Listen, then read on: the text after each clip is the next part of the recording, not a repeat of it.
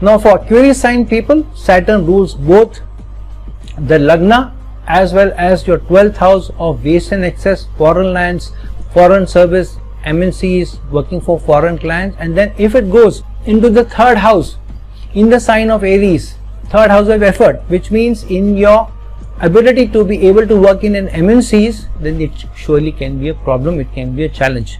And your status in society may not grow as much as effort you put in your career, in your ability to work with other people, and especially connected to MNCs or foreign lands or foreign clients. You have to sometimes put in double the effort to be able to enjoy the high growth in your society or stature in society.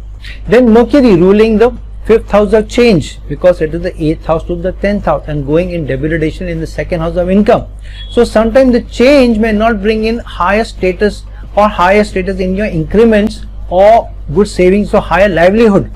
So sometimes you may make a change expecting good growth, but sometimes the change that you make may then get stagnated. Many times for many years there may not be a increment conducive to, for example, inflation or the style of life or standard of living you want. So surely this is a tricky placement for what kind of savings you have, what kind of livelihood that you are able to get, especially because Mercury also rules the 8th house of obstacles and challenges. So obstacles to higher increment, obstacles to change, obstacles to good change can be seen with this placement.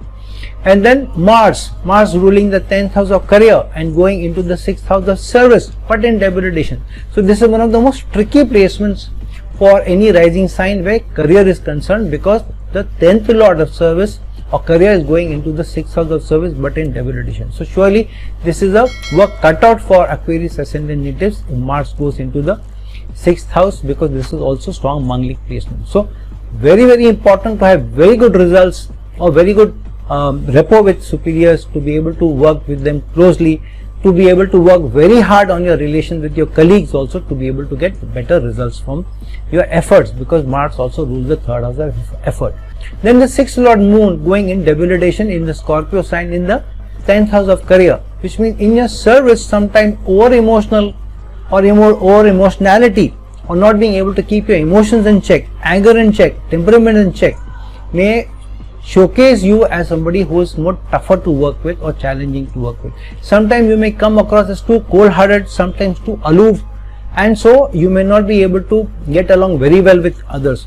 Many times superiors may not see you as leadership material or strong enough. They may think you as more of a weakling.